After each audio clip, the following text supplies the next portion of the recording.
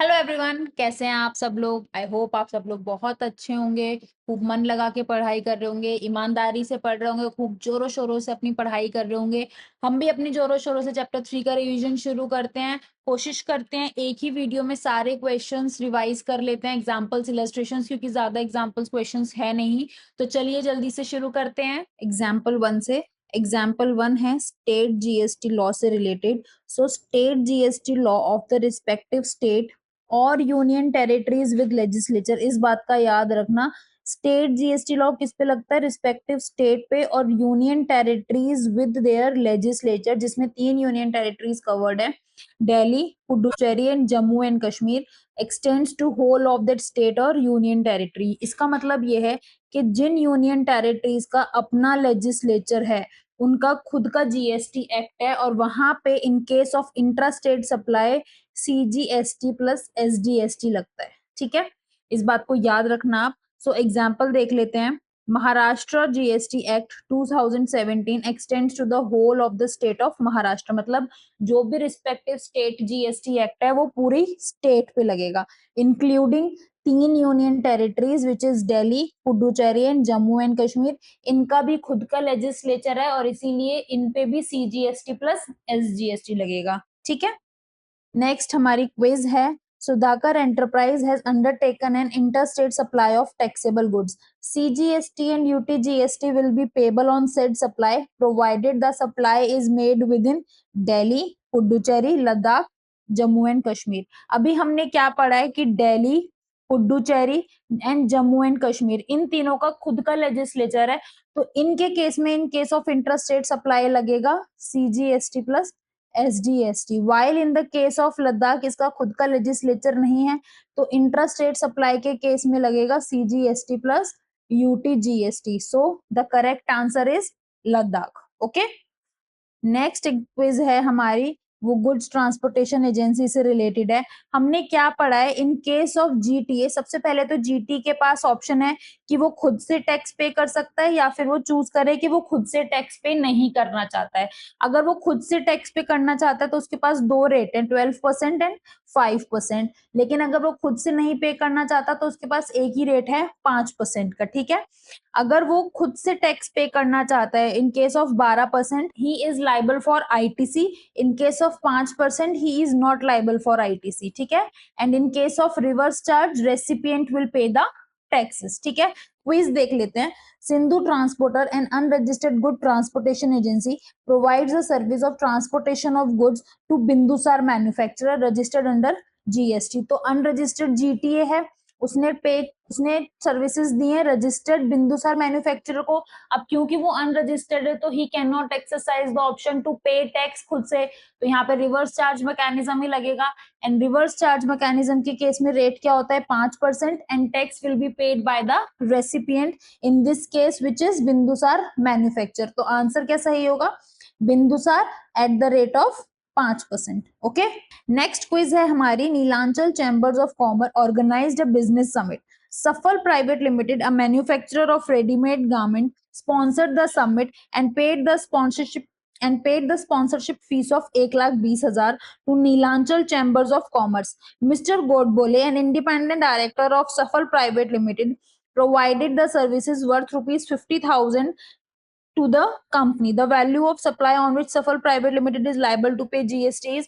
अब हमने क्या पढ़ा है, in case of sponsorship service given by any person to any body corporate और पार्टनरशिप फर्म, यहाँ पे कौन टैक्स पे करेगा, रेसिपिएंट, जो कि यहाँ पे है बॉडी कॉर्पोरेट और partnership firm under reverse charge mechanism. Also in case of director service, company and the body corporate will pay the taxes. तो यहाँ पर रेसिपिएंट कौन है, सफल प्राइवेट लिमिटेड, तो टैक्स कौन पे करेगा, सफल private limited under reverse charge mechanism, and the value of supply will be 1,20,000 plus 50,000 which is 1,70,000। ठीक है, नेक्स्ट एग्जाम्पल जो है वो है हमारा टर्नओवर लिमिट से related for composition levy under section 10 sub section 1।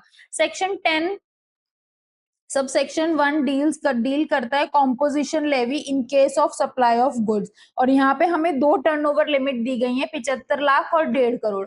75 lakh लगती है हमारी स्पेशल कैटेगरी स्टेट्स, जो हमारी 8 स्पेशल कैटेगरी स्टेट्स हैं, अरुणाचल प्रदेश, उत्तराखंड, मणिपुर, मेघालय, मिजोरम, नागालैंड, सिक्किम एंड त्रिपुरा। बाकी की जो 3 स्पेशल कैटेगरी स्टेट्स हैं प्लस अदर स्टेट्स हैं उनके लिए लिमिट है 1.5 करोड़।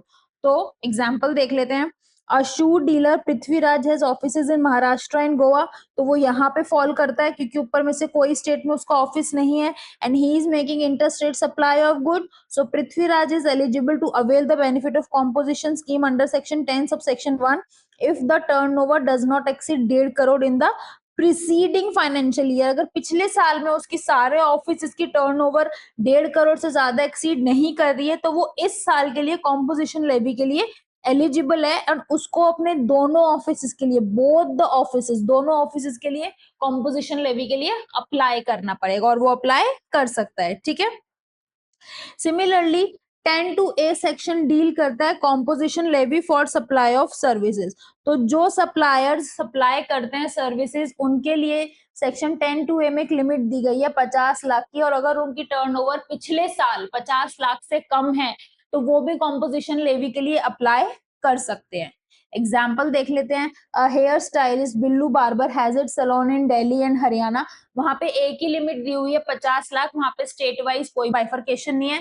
तो दिल्ली और हरियाणा में उसका सैलून है and he is making inter state supply. So Billu is eligible to avail benefit of composition scheme under section 10 to A क्योंकि वो services supply कर रहा है। If the turnover does not exceed 50 lakh in the preceding financial year, अगर पिछले financial year में उसका turnover 50 lakh से कम है तो वो कॉम्पोजिशन लेवी के लिए अवेल कर सकता है for services for both the salons in the current financial year. Okay.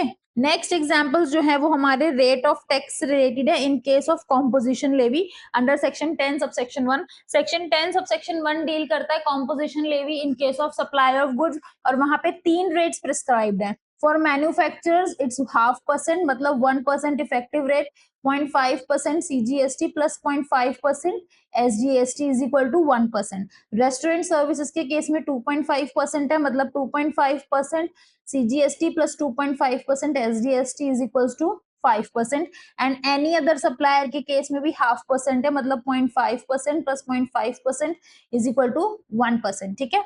Example देख लेते हैं। Taxpayer Tolaram is a manufacturer who has opted for composition levy under section 10 subsection 1 मतलब goods supply कर रहा है, having one unit in UP and another unit in MP। Total turnover of the 2 units in the preceding financial year, preceding financial year में 115 लाख है, 85 lakh plus 30 lakh. ठीक है। and turnover of units A1 and A2 in the first quarter of the current financial year is 5 lakh and 10 lakh. और इस साल year में first quarter में कितनी है 5 लाख और 10 lakh. Compute the amount payable under composition levy under section 10 subsection 1 and subsection 2 of the CGST act by Tolaram. अब आप ये बात याद रखना, जो पिछले साल की टर्नओवर होती है ना वो हम इसलिए यूज करते हैं एलिजिबिलिटी चेक करने के लिए कि भाई बंदा इस साल में कॉम्पोजिशन लेवी के लिए एलिजिबल है या नहीं, लेकिन वो टैक्स किस टर्नओवर पे पे करेगा, टैक्स तो वो इस ईयर की टर्नओवर पे पे करेगा। सो इस ईयर उसने 5 लाख और 10 लाख की टर्नओवर है, उस पे 1% रेट है, तो 5 लाख पे 5,000, 10 लाख पे 10,000, टोटल टैक्स बन गया उसका 15,000। ठीक है। नेक्स्ट इलस्ट्रेशन है हमारा illustration 2।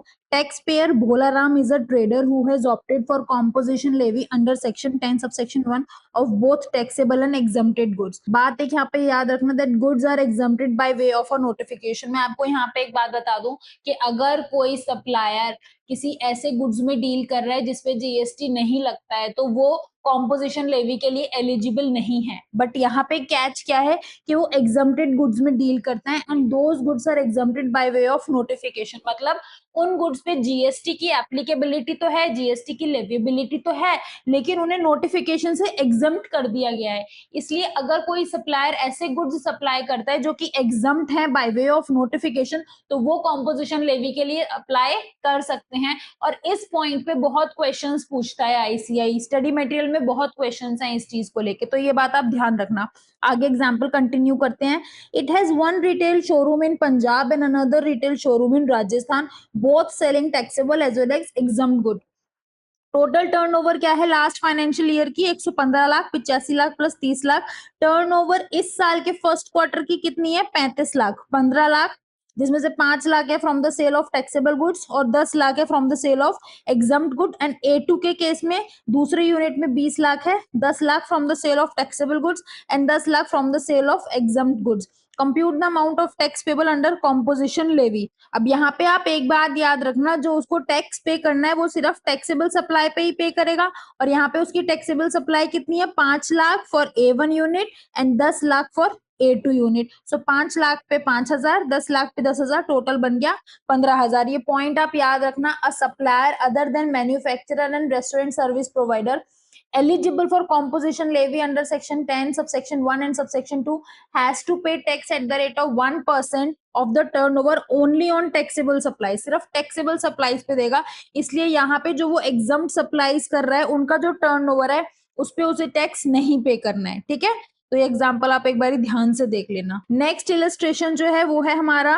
Rate of tax for supply of service under section 10(2)(a)। 10(2)(a) किस क्या रेट प्रिस्क्राइब करता है, 3% रेट प्रिस्क्राइब करता है, इफेक्टिवली 6%, 3% CGST प्लस 3% SGST। यहाँ पे टर्नओवर लिमिट क्या होती है, 50 lakhs। So taxpayer Padmavati is a salon stylist who has opted for composition levy under section 10(2)(a), जिसकी एक ब्रांच बसंत कुंज में है दिल्ली और दूसरी ब्रांच जो है वो गुड़गांव हरियाणा में है। टोटल टर्नओवर पिछले साल कितना रहा, 45 लाख। तो वो कॉम्पोजिशन लेवी के लिए एलिजिबल है। The turnover of the branches in the first quarter कितनी है, 5 लाख और 10 लाख। तो कितना टैक्स बनता है, eight the rate of 6%। 5 lakh पे 6% बना 30,000, 10 लाख पे 6% बना 60,000, टोटल बन गया 90,000। अब आप यहाँ पे एक बात याद रखना, इस तरीके के क्वेश्चन में आपको दो टर्नओवर दी गई हैं, प्रीवियस ईयर की टर्नओवर दी गई है और करंट ईयर के फर्स्ट क्वार्टर की टर्नओवर दी गई है। तो याद रखना जो पिछले साल की टर्नओवर दी गई है वो इसलिए दी गई है to check the eligibility that whether the supplier is eligible for composition scheme और नॉट। और इस साल की जो टर्नओवर दी गई है वो टैक्स पेबल कैलकुलेट करने के लिए दी गई है। तो गलती से ऐसा मत करना कि आप प्रीवियस ईयर पे कैलकुलेट कर दो टैक्स। ठीक है, याद रखना इस बात को। तो नेक्स्ट एग्जांपल है हमारा टर्नओवर इन अ स्टेट से रिलेटेड। सबसे पहले टर्नओवर इन अ स्टेट की कैलकुलेशन एक बार हम रिवाइज कर लेते हैं। Turnover in a state includes all taxable supplies and exempt supplies made with in a state और यूनियन टेरिटरी। सारी टैक्सेबल सप्लाईज, सारी outward taxable and exempt supplies हम इंक्लूड करेंगे जब हम turnover in a state calculate करेंगे। और क्या माइनस करेंगे, जीएसटी टैक्स। ठीक है, CGST, SGST, UTGST, IGST and cess.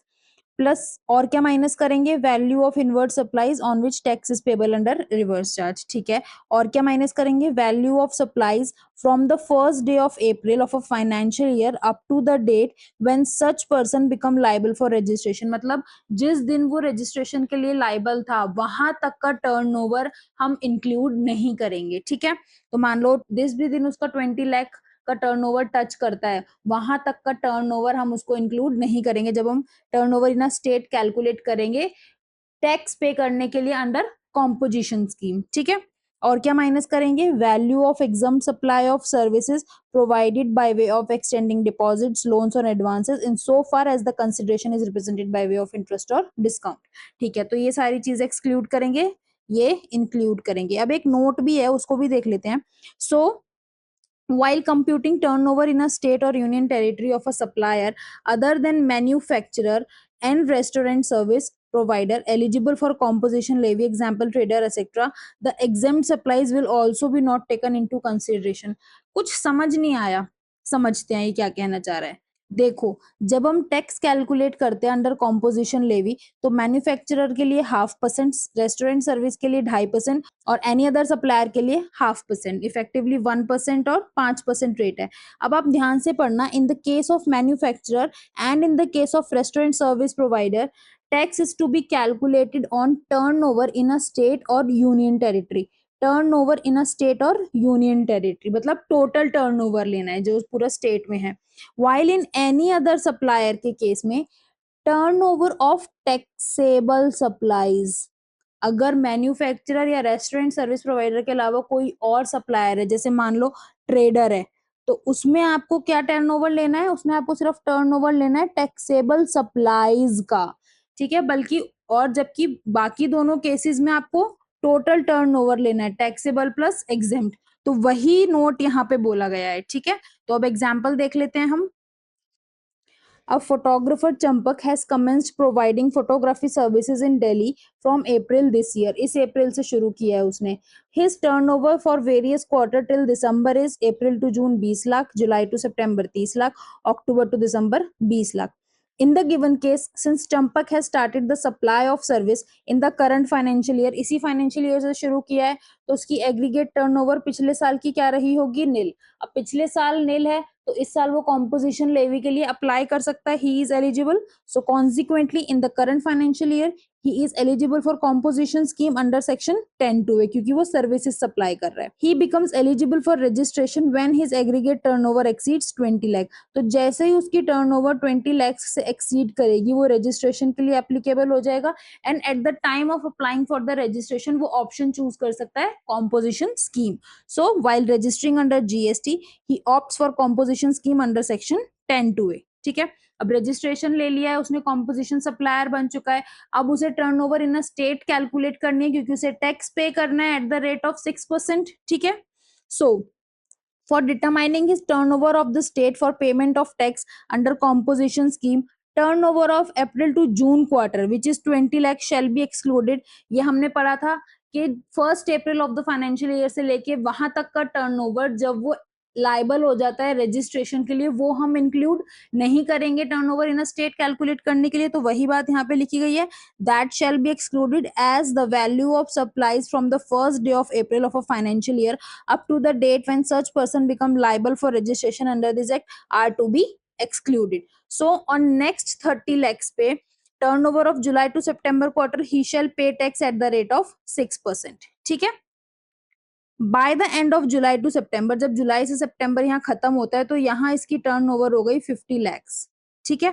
So by the end of July to September quarter his aggregate turnover reaches 50 lakhs. So consequently उसके बाद उसका जो ऑप्शन है कॉम्पोजिशन स्कीम को अवेल करने का वो लैप्स कर जाएगा by the end of July to September quarter and thereafter he is required to pay tax at the normal rate. So the moment उसकी 50 लाख की टर्नओवर एक्सीड कर जाती है उसके बाद उसे नॉर्मल स्कीम में टैक्स पे करना है, नॉर्मल रेट पे टैक्स पे करना है एट द रेट ऑफ 18%. तो तब उसका टैक्स पेबल क्या बनेगा? 20 लाख जो अक्टूबर से दिसंबर का टर्नओवर है एट द रेट ऑफ 18% उसको पे करना है विच इज 3,60,000. पॉइंट एक नोट कर लो आप. While computing aggregate turnover for determining Champak's eligibility to pay tax under composition scheme, value of supplies from the first day of April of a financial year up to the date when such person become liable for registration are included. ठीक है. Aggregate turnover calculate करने के लिए जब आप eligibility check करते हो तब तो आप अप्रैल से जून का टर्नओवर लोगे, लेकिन जब आप टैक्स पे करने के लिए टर्नओवर कैलकुलेट करोगे तब आप इसको इंक्लूड नहीं करोगे. वो बात ठीक भी है. ठीक है. एक तरीके से नेक्स्ट एग्जाम्पल है हमारा सप्लाई ऑफ सर्विस से रिलेटेड. जब एक सप्लायर कॉम्पोजिशन स्कीम के लिए अप्लाई करता है अंडर सेक्शन 10 सबसेक्शन 1, तो जब भी कोई supplier of goods composition scheme के लिए अप्लाई करता है अंडर सेक्शन 10 सबसेक्शन 1 तो वो थोड़े से अमाउंट का सप्लाई ऑफ सर्विस भी कर सकता है. नाउ व्हाट इज दैट थोड़ा सा अमाउंट? दैट थोड़ा सा amount is 10% of the turnover और ₹5 lakhs whichever is higher. As per the law वो इन दोनों में से जो भी हायर है उतने का सप्लाई ऑफ सर्विस कर सकता है. ठीक है. एग्जाम्पल से समझते हैं. राम सेवक is engaged in supply of goods. His turnover in preceding financial year is 60 lakh. पिछले साल 60 लाख थी और एलिजिबल टर्नओवर लिमिट क्या है? 1.5 करोड़. तो वो एलिजिबल है. Since his aggregate turnover in the preceding financial year does not exceed 1.5 crore, he is eligible for composition scheme under section 10 subsection 1 in current financial year. Further, in current financial year, he can supply services. वो सब services भी supply कर सकता है other than restaurant services up to a value of not exceeding 10% of the turnover. जो पिछले साल उसकी 60 लाख की टर्नओवर थी उसका 10% विच इज 6 लाख और 5 lakh whichever is higher. तो इन दोनों में से हायर क्या है? 6 लाख. तो वो 6 लाख तक का सप्लाई ऑफ सर्विस भी कर सकता है. Thus, he can apply services up to a value of 6 lakh in current financial year. If the value of service supplied exceeds 6 lakhs, he become ineligible for the composition scheme under section 10 subsection 1 and has to opt out of the same. ठीक है. तो इस साल में वो कितना supply कर सकता है सर्विस का? 10% ऑफ टर्नओवर और 5 lakh whichever is higher. ठीक है। अच्छा, एक बात जो ध्यान रखने वाली है, this is 10% of the turn over of preceding financial year की बात है। पिछले साल जो आपका टर्नओवर था उसका 10% आपको लेना है, ठीक है, ना कि करंट फाइनेंशियल ईयर का। इस बात को ध्यान रखना, ठीक है। नेक्स्ट एग्जांपल है आपका एग्जांपल से, जो कि कॉम्पोजिशन स्कीम जब आपका लैप्स हो जाता है उससे रिलेटेड है। So a person availing composition scheme during a financial year crosses the turnover of 1.5 crore on 9th December, ठीक है। मान लो 9 दिसंबर को उसका 1.5 करोड़ से ज्यादा टर्नओवर हो जाता है, तो उसी टाइम पे the option availed shall lapse from the day on which his aggregate turnover during the financial year exceeds 1.5 crore, that is 9th दिसंबर। तो जिस दिन उसका टर्नओवर 1.5 करोड़ से ज्यादा हो जाता है उसी दिन उसका कॉम्पोजिशन स्कीम का ऑप्शन लैप्स कर जाता है, ठीक है। नेक्स्ट एग्जांपल है आपका composition scheme to be adopted uniformly by all the registered persons having same PAN. मतलब अगर एक पर्सन कॉम्पोजिशन स्कीम के लिए अप्लाई करता है तो नो मैटर उसके जितने भी ऑफिसेज है, जितने भी प्लेस ऑफ बिजनेसेस हैं पूरी इंडिया में, वो सारे के सारे कॉम्पोजिशन स्कीम में होने चाहिए। ऐसा नहीं है कि दिल्ली का ऑफिस तो कॉम्पोजिशन स्कीम में पे कर रहा है और महाराष्ट्र का ऑफिस रेगुलर स्कीम में पे कर रहा है, ऐसा नहीं हो सकता, ठीक है। एग्जाम्पल देख लेते हैं। A dealer Kishori Lal and Son has 2 offices in Delhi and is eligible for composition scheme under section 10 subsection 1. If Kishori Lal and Son opts for the composition scheme under section 10 subsection 1, both the offices would pay taxes under composition scheme. दोनों ही offices को पे करना पड़ेगा and abide by all the conditions as may be prescribed, ठीक है। तो एक office नहीं हो सकता, जितने ऑफिसेज हैं वो सब कॉम्पोजिशन स्कीम में ही टैक्स पे करेंगे।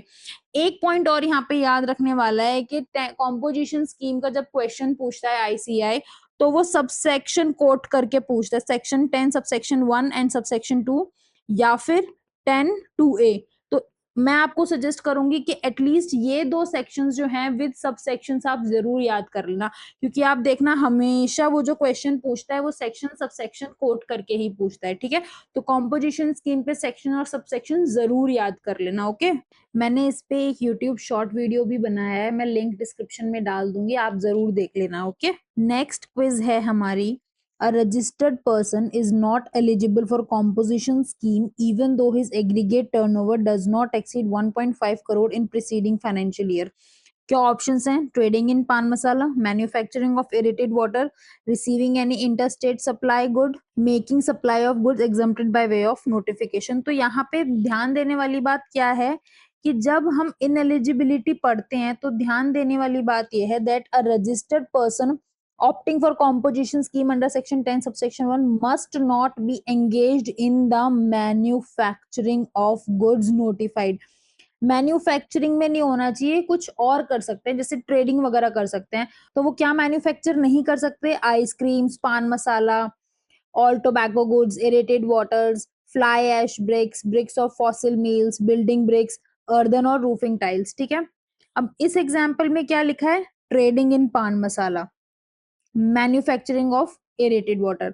ये तो हमें पता है कि रिसीव कर सकते हैं इंटरस्टेट गुड्स को और वो सप्लाई कर सकते हैं एग्जम्प्टेड गुड्स की बाय वे ऑफ नोटिफिकेशन, जो एग्जम्प्ट है उन्हें सप्लाई कर सकते हैं, लेकिन वो मैन्युफैक्चर कर रहे हैं एरेटेड वाटर को, तो इसीलिए वो इनएलिजिबल हो जाएंगे कॉम्पोजिशन स्कीम के लिए। अगर वो पान मसाला की ट्रेडिंग कर रहे हैं, मैन्युफैक्चरिंग नहीं कर रहे, तो भी वो एलिजिबल है। अगर यहाँ पे मैन्युफैक्चरिंग होता ना पान मसाला तो यहाँ पे भी वो इनएलिजिबल हो जाते, ठीक है, लेकिन वो ट्रेडिंग कर रहे हैं इसलिए वो एलिजिबल है। स्टडी मटेरियल में क्वेश्चन भी है इसका, वो आप ध्यान से देख लेना।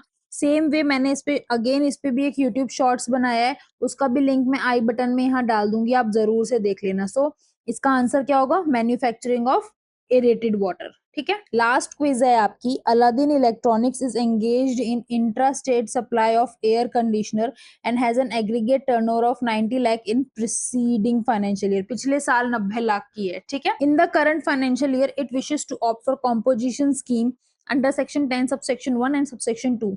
It will start providing services of repairing of air conditioner also from 1st April of the current financial year। इस साल से वो सोच रहे हैं कि मैं सर्विसेज भी सप्लाई करता हूँ गुड्स के साथ साथ। Aladdin electronics can provide services up to a value of कितना to continue availing benefits of composition scheme. कितना कर सकते हैं? अभी हमने पढ़ा है 10% of turnover of preceding financial year और 5 lakhs whichever is higher. तो पिछले साल 90 लाख था, 90 लाख का 10% कितना हुआ? 9 लाख और 5 lakh, whichever is higher, which is 9 lakh. So answer is 9 lakh. ठीक है, यहाँ पे हमने अपने सारे क्विज, इलस्ट्रेशन और एग्जाम्पल रिवाइज कर दिए हैं. अब हम शुरू करते हैं बैक क्वेश्चंस रिवाइज करना. Starting with question number 1, state the person liable to pay GST in the following cases. A. Services provided by arbitral tribunal to any business entity. ये reverse charge mechanism में covered है. Therefore, recipient will pay the taxes, and in this case, business entity will pay the taxes. Next है sponsorship services provided by a company to an individual. हमने क्या पढ़ा है that in case of sponsorship service, RCM provision will apply only if service is provided by any person to any body corporate. अगर body corporate को service दी है या फिर partnership form को सर्विस दी है तभी आरसीएम के प्रोविजन लगेंगे. यहाँ पे स्पॉन्सरशिप की सर्विस कंपनी ने दी है इंडिविजुअल को, इसलिए यहाँ पे आरसीएम के प्रोविजंस नहीं लगेंगे. फॉरवर्ड चार्ज मैकेनिज्म लगेगा and hence supplier will pay the taxes, therefore company will pay the taxes. ठीक है, आप एक बारी आंसर्स रीड कर लेना. ठीक है, थर्ड है renting of immovable property service provided by the central government to the registered business entity. This is also covered under RCM provision, therefore business entity will pay the taxes under reverse charge mechanism. Okay, next question है Vivek Goyal, an independent director, has received in sitting fees of rupees 1 lakh from A to Z Limited.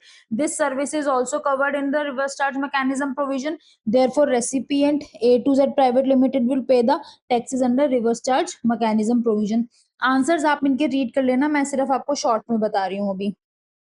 Next है आपका question number 3, Raghu associates provided sponsorship service to We Win cricket academy. इसमें भी हमने क्या पढ़ा है कि स्पॉन्सरशिप सर्विस अगर किसको दी जा रही है, बॉडी कॉर्पोरेट या पार्टनरशिप फर्म को दी जा रही है, तो भी तभी आरसीएम के प्रोविजंस लगेंगे. So this is a body corporate here, therefore RCM provisions will apply and recipient We Win cricket academy will pay the taxes. ठीक है, नेक्स्ट क्वेश्चन है legal fees received by an advocate from Tattva trading company. Legal fees के case में भी RCM provision लगता है, therefore business entity mister Tattva trading will pay the taxes under reverse charge mechanism provision. Okay, next question है state the person liable to pay tax in the following cases. सबसे पहला है services supplied by insurance agent to the insurance company. ये भी reverse charge mechanism में covered है, therefore recipient will pay the taxes and in this case insurance company will pay the taxes. Next देखने वाला है, इसको ध्यान से पढ़ना, services supplied by a recovery agent to a car dealer.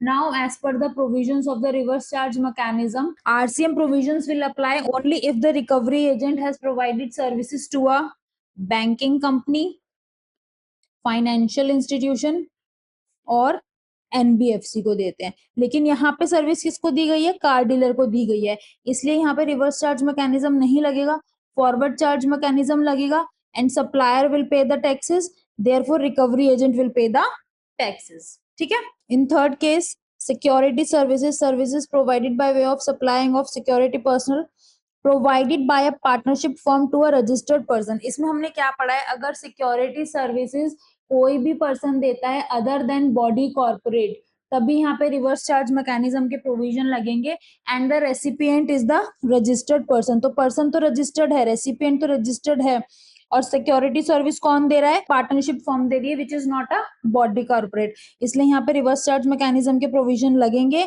And therefore recipient will pay the taxes, therefore registered person will pay the taxes. ठीक है, next question है आपका question 6, Sultan and sons is a partnership firm which sells taxable product P and product Q exempt by way of notification. इस बात को ध्यान रखना, only within the state of Maharashtra, और उसकी aggregate turnover preceding financial year में 130 lakhs थी and the firm wishes to pay tax under composition scheme under section 10 subsection 1 and 2. तो क्या वो एलिजिबल है even though he is engaged in making exempt supplies good? तो हमने क्या पढ़ा था, अगर आपको कॉम्पोजिशन स्कीम के लिए अप्लाई करना है तो सबसे पहली चीज है आप इंटर स्टेट आउटवर्ड सप्लाई नहीं करोगे, आप इंट्रा स्टेट सप्लाई करोगे, मतलब आप with in the state supply करोगे, वो वाली कंडीशन यहाँ लग रही है. सेकंड, आपका प्रीसीडिंग फाइनेंशियल ईयर में 1.5 करोड़ से ज्यादा का टर्नओवर नहीं होना चाहिए. सुल्तान एंड सन्स का 130 lakhs का, ये कंडीशन भी इम्प्लाई हो रही है. थर्ड है आप कोई भी ऐसी सप्लाई नहीं करोगे जिसपे जीएसटी ना लगता हो. लेकिन यहाँ पे सुल्तान एंड सन्स जो प्रोडक्ट क्यू सप्लाई कर रहे हैं वो एग्जम्प्ट है bye way of notification, which means इस प्रोडक्ट पे, प्रोडक्ट क्यू पे जीएसटी तो लगता है, लेकिन गवर्नमेंट ने नोटिफिकेशन के थ्रू इसे एग्जम्प्ट कर दिया है, तो इस बात को याद रखना, इसलिए सारी कंडीशंस कंप्लाई होती हैं सुल्तान एंड सन्स की, and hence he is eligible for composition levy. ठीक है, in the given case the aggregate turnover of Sultan and Son does not exceed rupees 1.5 crore.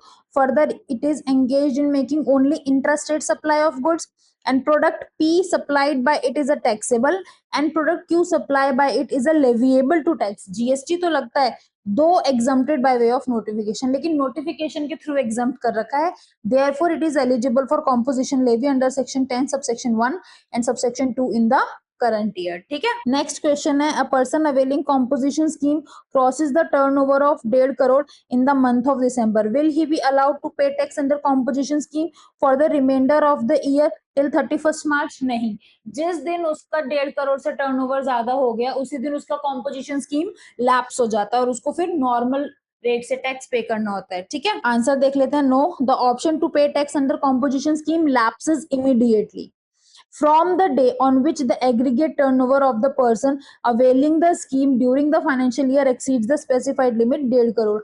जिस दिन उसका 1.5 करोड़ से ज्यादा का टर्नओवर हो गया, सेम डे से इमीडिएट इफेक्ट से उसका कॉम्पोजिशन स्कीम लैप्स कर जाता है.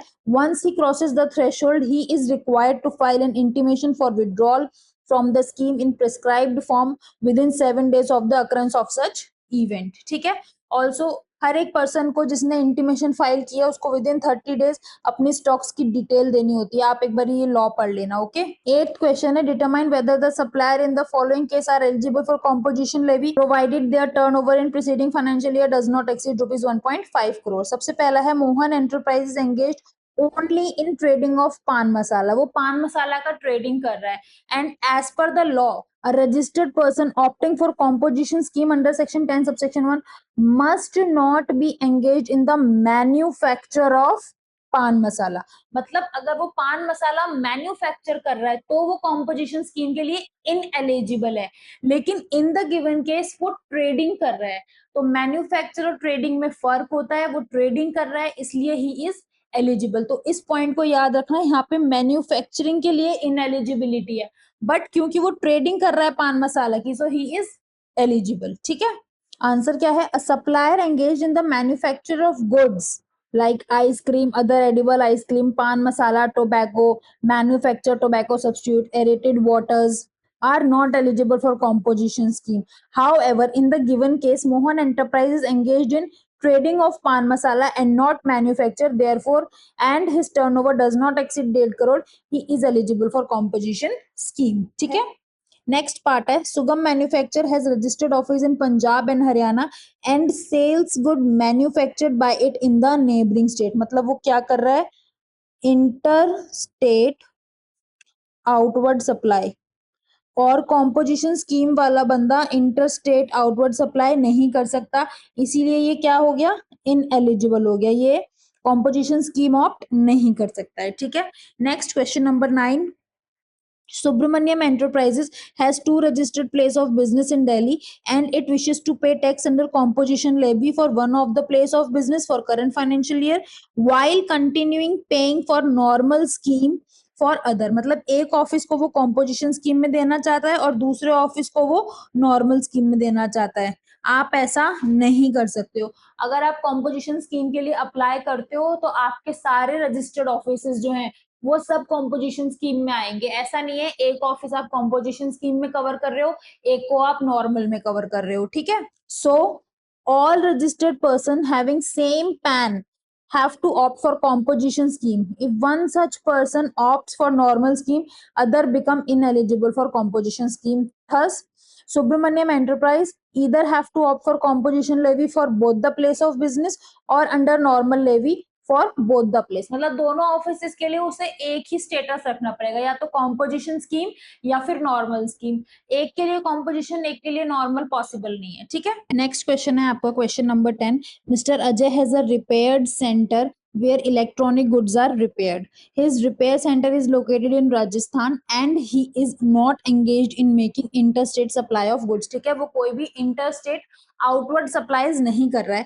उसकी aggregate turnover preceding financial year में कितनी थी, 45 lakh. So whether Ajay can opt for composition scheme under section 10 subsection 1 और सबसेक्शन 2, और weather he can opt for composition scheme under section 10(2)(a), मतलब वो कॉम्पोजिशन स्कीम के लिए ऑप्ट कर सकता है किसी भी सब सेक्शन में।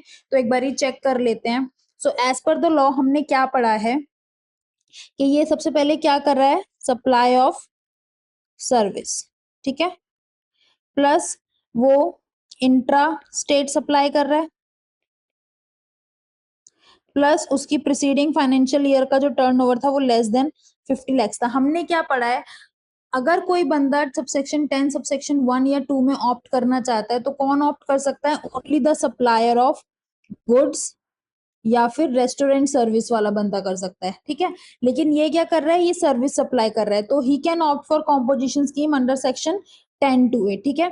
नाउ अंडर सेक्शन 10(2)(a) की लिमिट क्या है टर्नओवर की, प्रीसीडिंग फाइनेंशियल ईयर में लेस देन 50 लाख होनी चाहिए, जो कि इसके केस में कितनी है, 45 lakhs. So yes, he is eligible for composition scheme under section 10(2)(a). So considering the option of payment of tax, compute the amount of tax payable. अब क्योंकि वो eligible है composition scheme के लिए and under section 10(2)(a, the supplier has to pay the tax at the rate of 3% plus 3% of the turnover. So in this case उसकी current year में turnover कितनी है, 35 लाख, तो उसको टैक्स कितना देना है, 35 लाख पे at the rate of 6% which comes to 2,10,000 उसको पे करना है। Will your answer be different if mister Ajay procures few items required for providing repair service from neighboring state? अगर वो इंटर स्टेट इनवर्ड सप्लाई कर रहा है, मतलब वो परचेज कर रहा है, तो स्टिल वो कॉम्पोजिशन स्कीम के लिए ऑप्ट कर सकता है। The answer is yes. Composition supply opt करने के लिए आप इंटर स्टेट सेल्स नहीं कर सकते हो, लेकिन आप इंटर स्टेट परचेज कर सकते हो, ठीक है। सो इन दिस केस ऑल्सो वो कॉम्पोजिशन स्कीम के लिए अप्लाई कर सकता है, ठीक है। आप एक बार ये आंसर रीड कर लेना, ठीक है। नेक्स्ट क्वेश्चन है आपका, messrs United electronics a registered dealer is supplying all types of electrical appliances, मतलब ये क्या कर रहा है, सप्लाई ऑफ गुड्स, ठीक है, in the state of Karnataka. Its aggregate turnover in the preceding financial year is 120 lakh, ठीक है। preceding financial year में उसका turnover कितना था, 120 lakhs, which is less than 150 lakhs, मतलब composition scheme के लिए अप्लाई कर सकता है turnover के बेसिस पे। The firm also expects to provide repair and maintenance service of such appliance for the current financial year. इस फाइनेंशियल ईयर में वो लोग सोच रहे हैं कि हम रिपेयर एंड मेंटेनेंस की सर्विस भी दें, मतलब गुड्स तो सप्लाई करें ही, साथ में रिपेयर मेंटेनेंस की सर्विस भी दें। So whether the firm can opt for composition scheme provided इस साल में उसके टर्नओवर में इंक्लूड सप्लाई ऑफ गुड्स और सर्विसेज और बोथ। तो क्या वो कॉम्पोजिशन स्कीम के लिए अप्लाई कर सकता है, क्योंकि इस साल वो गुड्स और सर्विसेज दोनों अप्लाई कर रहा है। So as per the provision, अगर आपको याद हो तो under section 10 subsection 1 and subsection 2 the supplier can supply marginal services up to the value of 10% of turnover of preceding financial year और 5 lakhs whichever is higher, इतने तक का वो सप्लाई ऑफ सर्विस कर सकता है। तो अगर वो रिपेयर मेंटेनेंस की सर्विस देता है up to this threshold limit, तो वो कॉम्पोजिशन स्कीम के लिए अप्लाई कर सकता है। If yes then up to what amount, कितने अमाउंट तक कर सकता है, सो 120 lakhs का 10% और 5 lakhs whichever is higher, मतलब 12 लाख और 5 lakh, in this case 12 lakh तक वो सर्विस सप्लाई कर सकता है, ठीक है। आप ये आंसर एक बार ही पढ़ लेना, आपको समझ में आ जाएगा, ठीक है। तो यहाँ पर हमने चैप्टर 3 के सारे क्वेश्चंस, इलस्ट्रेशंस और एग्जांपल्स रिवाइज कर लिए हैं। सेम वे हमने चैप्टर 2 के भी एग्जांपल्स और क्वेश्चंस रिवाइज करे थे, वीडियो का लिंक मैं डिस्क्रिप्शन में डाल दूंगी, आप जरूर से देख लेना। सेम वे हम बाकी के क्वेश्चंस भी रिवाइज करेंगे आगे वाली वीडियोस में। So stay tune and don't forget to subscribe the channel, like the video and share with your friends. मिलते हैं अगली वीडियो में, तब तक के लिए बाय बाय।